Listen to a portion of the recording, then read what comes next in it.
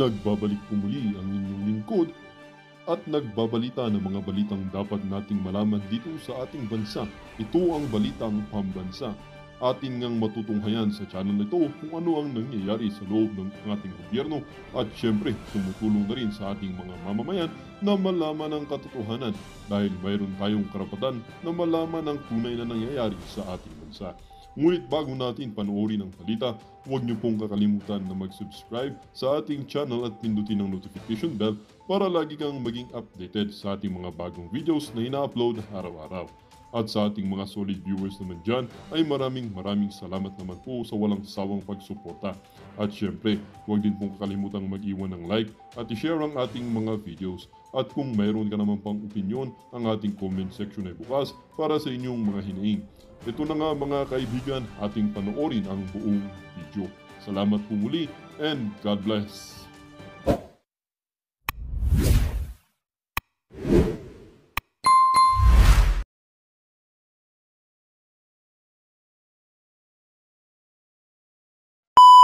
Ang negosyante sa Dumaguete City ang pumila para makausap si dating Pangulong Rodrigo Duterte pagkatapos ng Cebu People's Indignation Rally noong nakaraang Sabado. Abay, bakit? Alamin natin ang detalye ng balitang ito ni Aileen Navarro.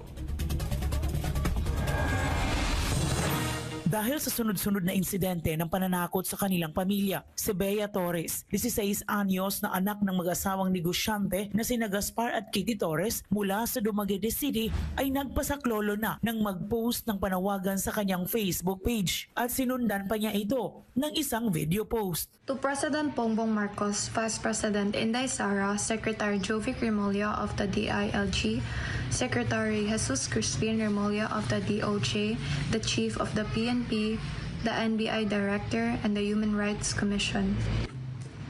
I humbly plead for my family's safety, especially for my parents who have been receiving multiple death threats from anonymous individuals. I sincerely hope that your positions as political leaders can help ensure our family's safety and bring us peace.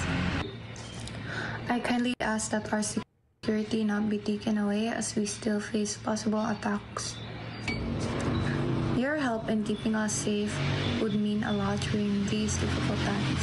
Si Bea Torres kasama... Ate, pakikinggan ka kaya ng mga sinusulatan mo kasi naku, malapit daw. Naku, mukhang malapit ho itong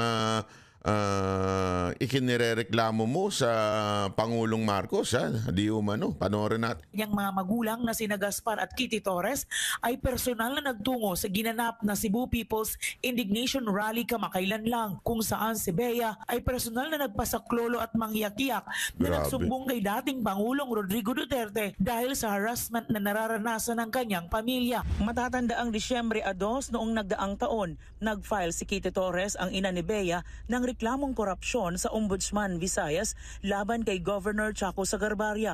Dahil sa Nako. Si Chaco. Nako po, patay tayo dyan. Sino ba yung Chaco na yan? Nako. Manuel Chaco L. Sagarbarria. Nako, malupit. Sino ba ito? Saan ba yan? Nako, ito po ay Governor of Negros Oriental. Aba, sounds family. Negros Oriental. Sounds family, mga kababayan. Baka sabihin naman ng mga English vocabulary dyan. Sounds familiar. I know. Okay? Sounds familiar. Okay? Sino ho itong si Manuel Chaco L. Sagarbarria? Siya lang naman po ang pumalit nung namatay po yung pumalit kay Digamo. Kaya. Ulitin natin para mas malinaw.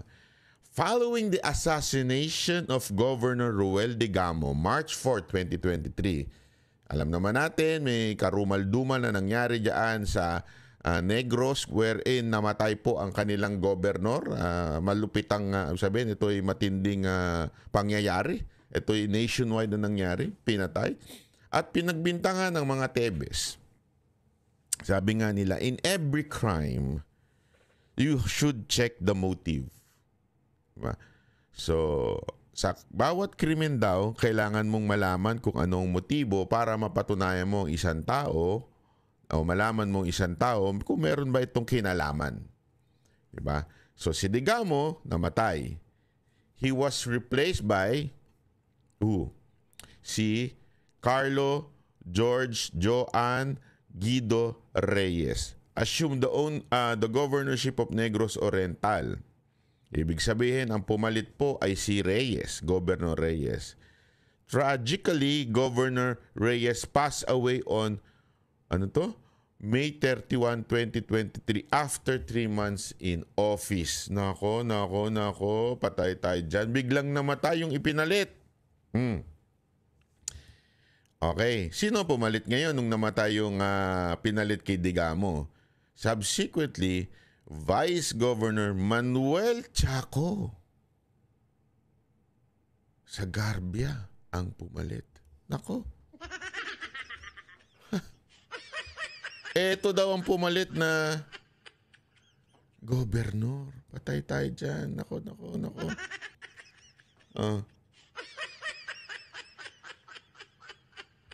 Ito para lang wait lang alamin lang natin. Anong kinamatay ni Governor Carlo Reyes of Negros? Ayan. Anong kinamatay? Banat bay naman, masyado ka naman. Dahil sa isang karamdaman. Ayan. Bagaman, kinumpirma ng opisyal lalawigin ng kanyang hindi sila pinahintulutan. Nako. Bagamat, kinumpirma ng opisyal ng lalawigan ng kanyang pagpanaw, hindi sila pinahintulutan ng pamilya na isiwalat ang mga detalye tungkol sa kanyang sakit at pagkamatay.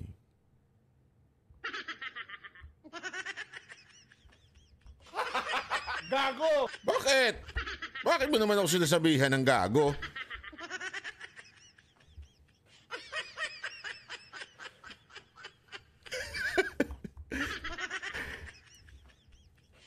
Alam mo lang, tumatakbo-takbo lang yung isip ko. Pero, sige, tuloy natin. Basta, after 3 months na pumalit ni Governor Reyes, after 3 months, pumanaw ito at pumalit ho ito. Anong dahilan ng pagpanaw? Dahil daw sa sakit, pero hindi ng detalye. Okay. Sige. Tuloy, banat bay, ha? Tuloy mo lang. Easy. Tuloy mo lang. Umano ng tig 500,000 piso kada quarry operator na kliyente nila kapalit ng permit to operate. Nako, meron daw siyang di umano, allegedly kinikilan na 500,000 pesos kada operator ng quarry. Nako.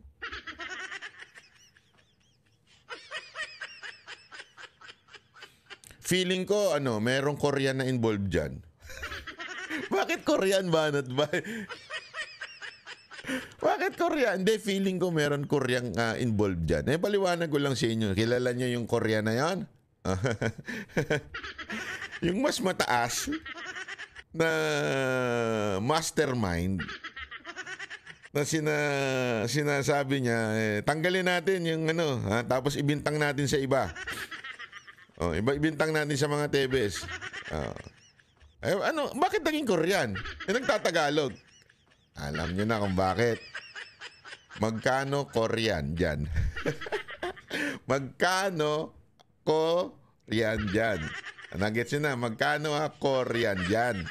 Magkano ako? Kayo naman, di nyo mag-gets. O, tuloy natin. Magkano Korean dyan? Magkano ako? Si Governor Chaco ay kinasuhan ng paglabag sa Republic Act No. 11032, an Nako. act promoting ease of doing business Nako. and efficient delivery of government services, amending for the purpose RA 9485. Ganon din ang paglabag sa Republic Act 3019, Anti-Graft and Corrupt Practices Act at bribery under the revised penal code.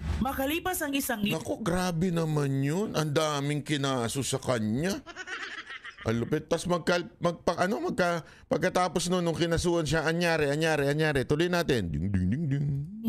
matapos magsampa ng reklamo, Oh. sinira ng motorcycle riding in tandem ang CCTV Aba? camera sa labas ng bahay ng Aba? pamilya Torres. Noong Enero 20, Aba, sinira. Ito ho yung nagdemanda doon kay Governor Chaco. Ito yung nagdemanda doon. Ha? Ito yung sila. At yung bahay nila, pagkatapos sila magdemanda, sinira ng mga, ano kaya yung mga nanira na yun? Sino kaya yun? Mga kanto boy? Mga drug addict? Mga tambay sa kanto na mga kanto boy nga yun eh.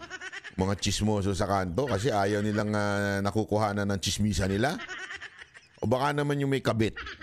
Ayaw na makuhanan ng video yung kabit nila. Sa tingin ninyo, sino sumira nung CCTV nitong dalawang nagdemandan to? Okay na lang sumagot.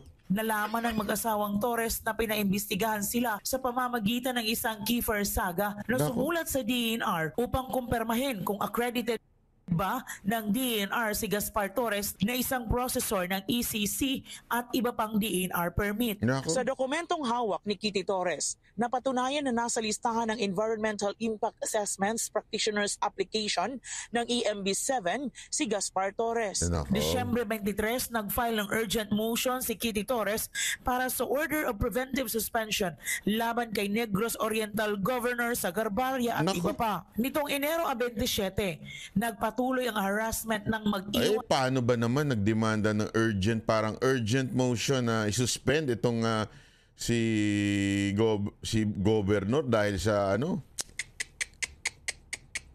dahil sa interference sa kanilang trabaho, ika nga. Biglang merong sulat na lumabas. Naku, ibang galawan nito, ha. Sino kaya sumulat nito? Kapitbahay na chismosa? Yung tambay sa kanto? O yung tulak sa kanto? O baka naman, kayo na lang sumagot kung sino man ang sumulat sa tingin ninyo nito. rin ng placard na may mensaheng hakog kaayo ka sa imong negosyo nga quarry Kitty Torres. Nako. Nakasulat ito gamit ang pulang pintura na nilagay sa likurang bahagi ng kanilang restaurant sa Anong huwag ko? Naku, hindi ko naman naintindihan yun. Sana tinagalog naman ninyo. gitnaan ng gabi. At nitong Pebrero 6 taong kasalukuyan, Ito, February 6 naman to. Naku. Baril ang bahay ng pamilya Naku. Torres ng motorcycle riding in Naku. tandem. 12 bala ang narecover ng kapulisan. Wala namang Naku. natamaan sa kanyang pamilya. Nako. Hindi lang pala ito tawag dito yung nagpipinta-pinta sa karsada kasi sumulat. Hindi lang naninira ng CCTV. May pagbaril pa. Nako. Patay tayo dyan. Yari. Dapat buksan ng investigasyon doon sa Digamo. Nako. Kung sino man, wala akong sinasabit, wala akong tinutukoy kung sino man ang gumawa niyan, pero baka may merong relasyon niyan doon sa pangyayari doon sa Digamo. Tapos parang maling tao lang ay tinuro, kunwari si Tebes lang. Fall guy lang. Hindi ko alam, wala akong sinasabi. Wala. Ito'y umiikot lang sa isip ng mga netizen diyan sa Negros. May mga nag-message sa akin sa Negros na, bakit ba, alam na ba yung nangyayari dito? Grabe na dito, ganun. Itong ganyang may mga baril. Nakala ko ba hindi, ito. Sige, diretsuhan tayo. Akala ko ba ang mga notorious dyan Tebes, di ba? Akala ko ba sila kaya ang gagawa nito para makabalik si Congressman Arnie Tebes at maging governor? Hindi, ako nagtatanong lang Medyo, kasi parang parang sabi ko, akala ko ba sila yung nanggugulo dyan? Kasi yung nagsasabi, banat ba, hindi mo kilala mga Tebes? Akala mo kilala nila no? Hindi, akala mo kilala nila.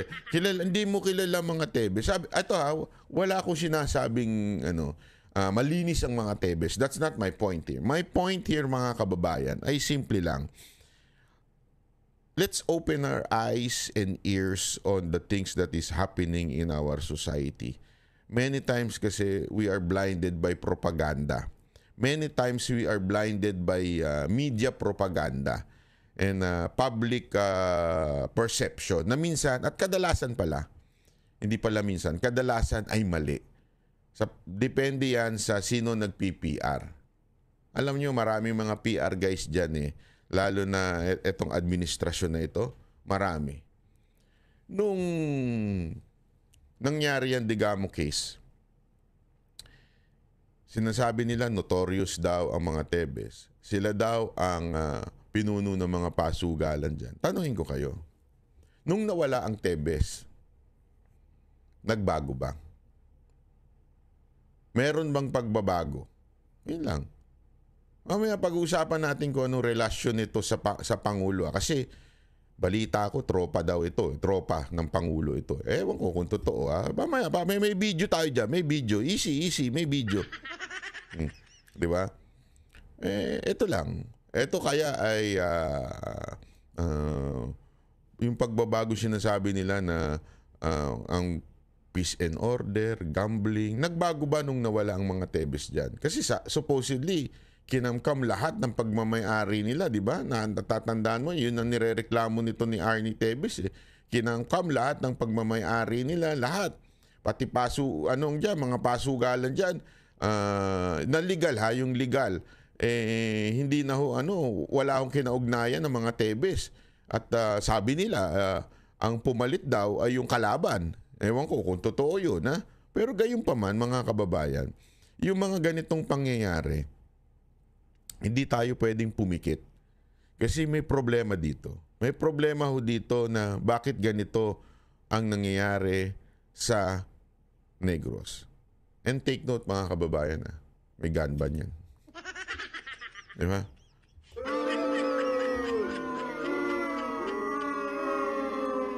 Kaya, segue ako ng kapiraso. Kaya yung sinasabi ng isang abogado dyan, yung bobong abogado na walang kaso, o kung may kaso man, puro talo. Yung abogadong bobo dyan, pangalanan nyo na lang din, yung pangalan ng bobong abogado na yun. Nasabi niya kasi, nagsabi ako sa isang Facebook post ko na may isang dyan, merong isang, may patakaran ng gobyerno, yung gun ban, ay wala hong na idudulot na maganda. As a matter of fact, nakakasama. Bakit? Dahil ang mga kriminal, hindi naman po sila, wala ho silang lisensyadong mga baril. Ang mga baril ho ng mga kriminal ay mga hindi lisensyado. Okay? Loose firearms, ika nga. And they do not respect whether may gun ban o walang gun ban, hindi sila magdadala. No. Kasi nga walang alam ho itong abogadong to pagdating sa probinsya. Sa probinsya wala ho yan. Gun ban o may gun ban, lalong-lalo na doon sa mga magugulong lugar. Wala akong pakialam ang mga kriminal dyan. Bibit-bitin at bibit-bitin nila yan. Sino ang tinanggalan mo ng baril during gun ban? Yung mga taong responsable at dapat proteksyonan nila ang kanilang sarili na naayon sa ating konstitusyon. Ulitin ko. Ito po ay naayon sa ating konstitusyon na protektahan ang ating mga sarili. Di ba ho? At ito ho ay legal, responsable. Maayos po ang kanilang ang ginagawa. Sila ang tinanggalan ng baril. Nung pinost ko yan, sabi nung gagong abogado na yun, sabi niya, mali ka naman kasi may mga warlords. Ang iniiwasan sa probinsya ay yung mga warlords kasi sila yung mga nagbibitbit ng baril. It's not just the criminal. Yun, nagmamagaling yung tangang abogado na yun eh. Napakabobo ng abogado na yun. Tanungin ko kayo, kaliwat kanan na nakikita nating patayan sa mga probinsya, na dulot yan ng mga warlords, dulot yan ng mga political gangs. Diba? Mga politiko yan eh. Sa probinsya, di ba, meron pa isa, vice mayor, binaril habang nag-i-speech. Tanungin kita, dahil ba dun sa gun ban, nabawasan? Hindi. Dahil sa gun ban, yung mga security, nawalan ng mga baril. Totoo yan. At yung mga taong kailangan ng protection sa sarili, nawala din. Bakit? Gun ban eh, sumusunod sila eh. Pero yung mga kriminal, hindi. Ganong katangay ang abogado na yan by arguing na nakakatulong daw yung gun ban. At yung sinabi ko daw ay mali. Tingnan nyo nga, ito ay sa mga pruweba eh. Walang nadudulot na maayos yung gun ban. Ang tinatanggalan lang ng proteksyon yan ay yung mga responsableng gun owners. Ito ang pangalawang strafing incident. Una nang na-strafing ang kanilang bahay noong Abril 23 nitong nakaraang taon. Matapos si Kitty Torres humarap sa Senate hearing, may kinalaman sa kasong pagpatay ng isang media man sa Dumaguete City. Kamakailan dumulog na sa Commission on Human Rights ang mag-asawang Torres, ganon din sa Ombudsman Region 7 at sa NBI. Sa ngayon, ang mag-asawang negosyanteng Gaspar at Kitty Torres ay binigyan ng PNP ng 2 gwardya upang masiguro ang seguridad nito. Subalit pilit ring pinapatanggal ng kalaban niyang anyay nangaharas sa kanila. Ano daw? May guard, pero sino nagpapatanggal? Binigyan siya na ng protection, ano yun matik yun pagka ikaw ay may bibigyan ka ng gobyerno o kahit, depende yan. Depende yan. Alam mo naman si Marbil may sariling mundo yan Kaya nga 'di ba yung mga lehitimong may death threat na Duterte supporter, mga lehitimo ito, ito may mga papel ho ito mga ito When you say lehitimo, back up ho ito ng dokumento. Walang pakialam si Marbil dyan. Basta Duterte supporter ka, tatanggalan ka. And I know a lot of people tinanggalan niya because Duterte supporter. Ayoko na lang pagpangalan kasi para hindi mabulgar yung kanilang mga threat. Pero tinanggalan ni Marbil. Bakit? Ang sabi niya, bakit may yan? May PSPG yan. Ganun yun. Kahit na, kaya, alam mo, sa totoo lang, dahil sa ginagawa niyang yan, pinapakita niya talaga na diktador sila. Diba? Eto, binigyan niya. Pero pinatatanggal naman nitong accusation nila, hindi accusation ko, accusation nito mag-asawa, pinatatanggal daw nung gobernador o yung pinatatanggal nung kalaban nila. Yan ang ina-allege nila. Nang dahil lang sa kaso na finailed ko against sa kanila, okay lang kung ako at saka yung asawa ko, may mga anak kami dito sa loob ng bahay namin, Miss Ai. So ngayon ang panawagan ko, diretso na ako kay PNP Chief Marbil at saka kay DILG Secretary. Alam ko naman, tatay din sila.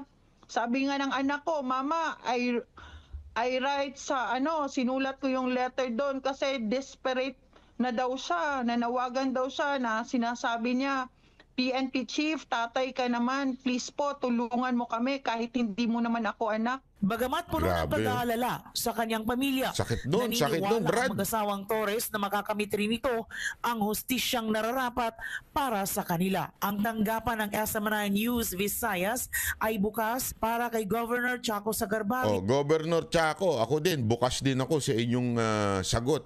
Tungkol dito sa accusation ng mag-asawa na ito. Alam nyo, medyo mabigat po yung accusation na ito dahil inaakusahan kayo ng mga tulad ng pagtanggal ng CCTV, yung pagsulat-sulat, inaakusahan kayo. Tapos yung tao nyo daw yung sa pagbabaril-baril. So matinding akusasyon yan. Plus yung pangingikil nyo pa. At pati yung mga kaso. So kung kayo ay open po ako na na kayo ay marinig ang inyong panig kung gayon din ang SMNI, di ba? Pero itong balita na ito medyo nakakaano ito. Bakit to kanyo? Sino ba itong si Governor Negros Oriental Manuel Chaco Sagarbarria, di ba? Sino po ba ito? Ito'y tila malapit sa presidente. Bakit to? Mismo ang Pangulong Bongbong Marcos ay nagpunta sa Negros.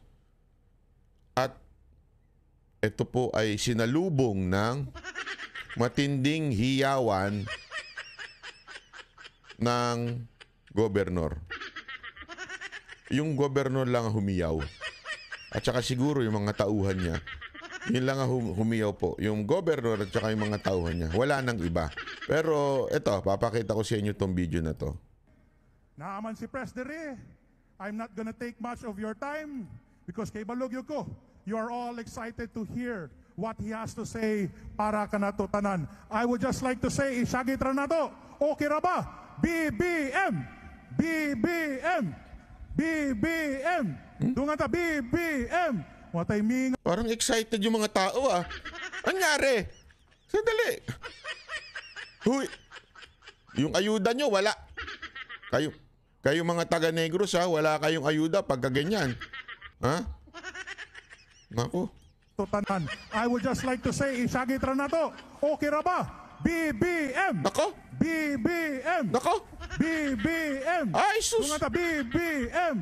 Watay mingaw man. Grabe, ganadong-ganado yung mga taga-Negros ha, sa pagsigaw ng BBM ha. Ganado kayo ha. Ano nangyari sa inyo? Anak kayo ng tutsa. Gago!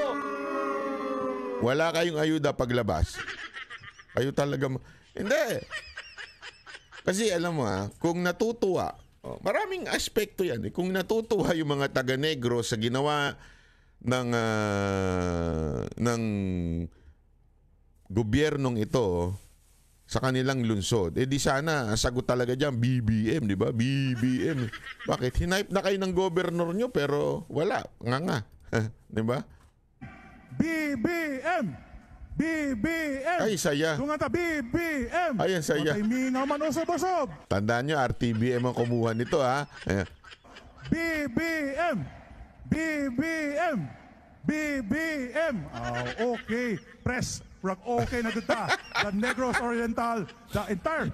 Sandali nga, i-posing nga natin itong mga itsura ng mga tao na to. Ito. Yan. Ano natin, lakihan natin. Tingnan natin mga itsura ng mga tao. Ayan. Happy sila. Di ba? Ang saya nila. Ang saya-saya nila, mga kababayan. Grabe, enjoy na enjoy sila ha. Ang bira. Kabanat ba ya? Tuloy natin. BBM! Watay mingaw man usob-usob! BBM! Oy! BBM! Oy! BBM! Oy! Okay. Okay na. Okay na ra. Okay na dito. The Negros Oriental, the entire people of Negros Oriental truly loves you. And let's work together for helping the province and the whole country. Thank you so much, Press. Thank you, kanino tanan. Ang saya-saya. Dito, tinan nga natin itong mga taong ganitsura nila. Happy sila. Happy sila. May bantay pang pulis. Para siguraduhin, pumalakpak kayo pag di kayo pumalakpak. Ano mo, happy yung nakamas, tingnan nyo, happy. Di ba? Gago! Di ba kitang-kita naman sa pagmumukha nilang masayang-masaya sila sa pagdating ni BBM sa lugar nila. Ay nako mga kababayan. Ito lang masasabi natin dito. Yan po ang nangyayari sa Negros ngayon. Okay? Yung sinasabi nilang dahil sa mga Tebes, nawarak ang Negros, ganyan. Ngayon, wala na sila doon, di ba? Pero, bakit tila may mga ganito pang pangyayari? Di ba? Tapos, kung titingnan ninyo, bakit hindi masaya mga taga-Negros kay BBM? Kung masaya sila, di ba? Kung masaya sila sa ginawa ni BBM doon sa mga pangyayari diyan, di sana ang saya-saya ng mga ganitong rally, di ba? Halatang-halata mga kababayan. I-compare nyo naman yan doon sa Cebu na naganap. Nakitang-kita ninyo kahit mga taong talagang naghihiyawan, kusa diyan, pinasisigaw na sila, ayaw pa rin. Diba? So ano ibig ko lamang pong sabihin noon mga kababayan? Simpleng-simple lang. Palpak ang administrasyon na ito dun sa ginawa nila sa Negros. Hindi lamang po yun. Ano kaya ang kinaugnayan ng presidente dito sa tao na ito? Kasi parang malapit sila. Mantakin mo, pinuntahan pa sila ng presidente. Talagang personal na pinuntahan. Tapos parang close sila nung kanilang governor. Itong si Chaco, di ba? Parang close na close sila. So ano kaya ang kinaugnayan ng presidente natin dito sa mga pangyayari na to? Bakit? Sabi nga nung alleged nung mag-asawa, pinatatanggal pa yung security. Sino bang commander-in-chief ng PNP? Aside from the direct person who approves the security, direct po ang PNP chief po ang nag-approve, pumipirma ng security ng tao. Kunwari merong lalagyan.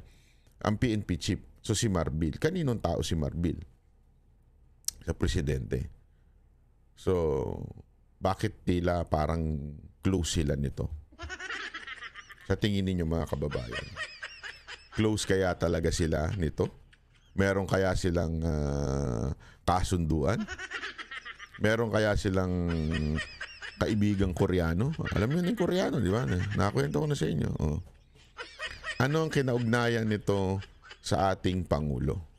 Mr. President, this is what is happening to our country, Mr. President. Baka pwedeng gumawa na ng vlog yung bago mong Yusek na maingay dyan.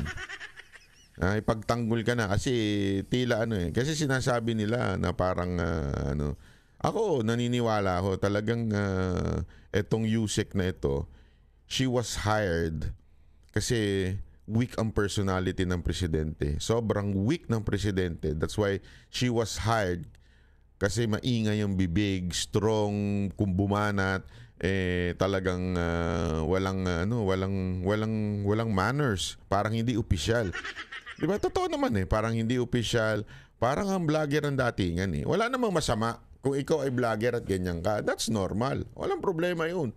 Oh, kaya lang nandiyan ka pero yung mga pinapakalat mong fake news medyo hindi maganda. Kasi kita naman natin, di ba? May mga sinasabi ka na hindi safety sa Davao City at kasalanan ni Pulong. Hindi mo ba alam na wala na sa kapangyarihan ni Pulong ang mga pulis ng Davao City? Pinagpapapalitan pa ng tao ni Marbil yung mga supposedly RD doon. Hindi pala RD. Chief of Police. Di ba? Ilang beses yun. Yung isa nga, di tumagal ng araw Pinagpapalitan. Pag nalamang merong kinaugnayan sa mga Duterte, pinagpapalitan. Pati yung mga pulis, pinalitan din po. So, tapos sasabihin mo may direct connection with Baste, Duterte. Wala. Di ba? Yun lang. Fake news ka na di ba? Tapos sasabihin mo yung pagsita ni BP Sara Duterte na corruption dapat tinitingnan yung tatay niya kasi sinasabi mo na binalita na ito yung most corrupt na presidente. Di ba? Hindi ka ba nagbabasa? O sa bundok ka lang talaga nakatira? Alam mo ba sa Guinness World of Record kung sino ang may record? Hindi, para lang sa kaalaman mo. Baka kasi hanapin natin yun. Guinness Book of Records most corrupt. Alam mo ba kung sino? Si Duterte ba? Hindi. Baka lang hindi mo alam kung saan yun. Papakita lang natin. Noong 1989, kinilala ng Guinness World Records si Ferdinand Marcos bilang pinakamalaking pagnanakaw mula sa pamahalaan. Hindi po ako nagsabi niyan. Gayunpaman noong 2022, napansin na ang talaang ito ay tinanggal mula sa kanilang website. Anto nabili? Nabayaran? Ano nangyari? Bakit ganun? Marcos' greatest robbery record disappears from Guinness website. Published March 14, 2022. Anuhin po natin yan. Nandyan lang po yan. I-google nyo po. So, ibig sabihin po nun mga kababayan, ito talagang Yusek na to ay talagang nagpapakalat po ng fake